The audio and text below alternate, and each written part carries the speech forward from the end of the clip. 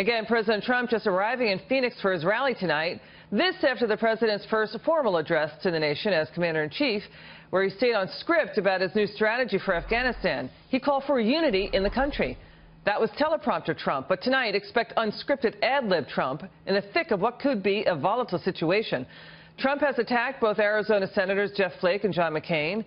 He's talked about potentially pardoning the controversial Sheriff Joe Arpaio. Late-breaking news there. That looks like that may not happen.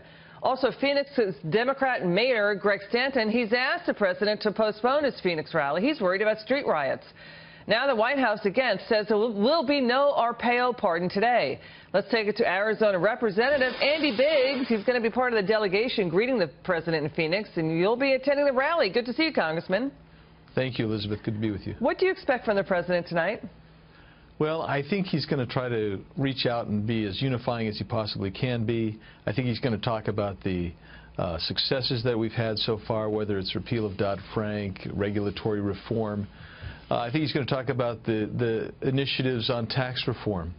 I think he's going to encourage Congress, quite frankly, to finish the job on repealing Obamacare. I think he's going to talk about those types of policy issues, that's really what I think it's going to be, and I think there's going to be, at least inside the hall, a lot of people supporting President Trump, and of course outside the hall, not so much. Yeah, I hear you. I mean, we're tracking those protesters. Sir, Obamacare premiums are scheduled to go up beginning September 5th. Insurance, that's a deadline for when insurers basically slot their Obamacare premiums. You know, Republican senators, John McCain, Jeff Flake, Democrat Mayor of Phoenix, Greg Stanton, they're not going to be attending. What are your thoughts there? Well, I mean, I don't know what their motivations are. I know what mine is. We've got a president who's stated a clear-cut agenda that I believe in, and I'm going to be there in respect to this president and to support that agenda. And so I really don't know. Well, I will say this. I do feel the need to mention this about Mayor Stanton. I think he's trying to position himself to run for another office because he's almost termed out of his term as mayor. So, I mean, you got those kind of dynamics, which makes it very interesting as well. You know, President Trump did tell Fox News he would consider pardoning Sheriff Joe Arpaio. Now the White House says there will be no Arpaio pardon today. What are your thoughts there? He's been really tough on illegal aliens and border security, but civil liberties watchdogs and prisoner advocates have criticized Sheriff Arpaio. He's accused of racially profiling Latinos. What are your thoughts here? Well, I think that it's probably wise not to issue a pardon today.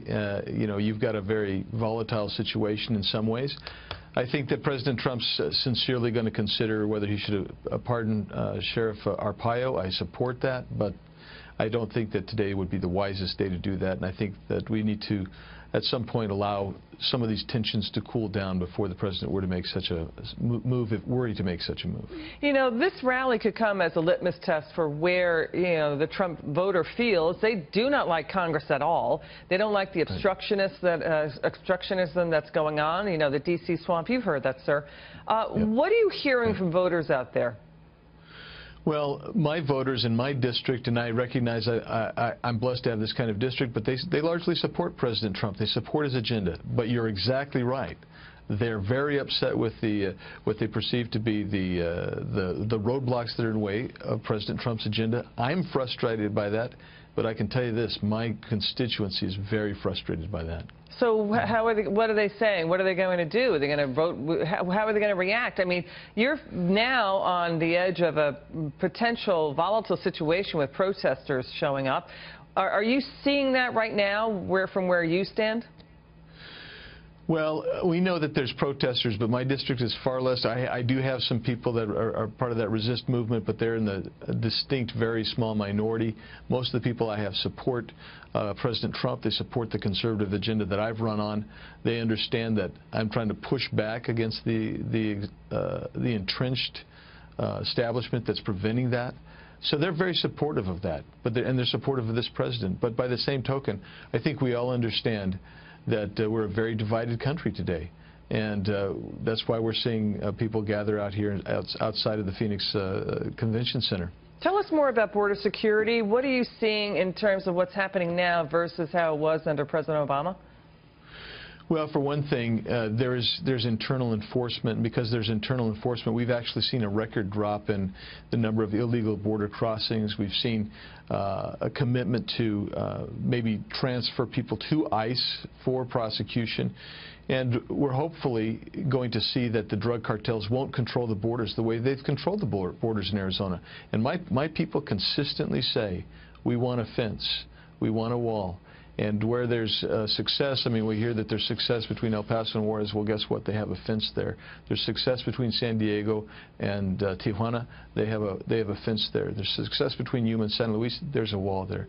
So we need to probably finish that wall, and we'll see greater success in curbing some of those illegal crossings. Thank you, Congressman. Good to have you on tonight. Really appreciate it. Thanks, Elizabeth.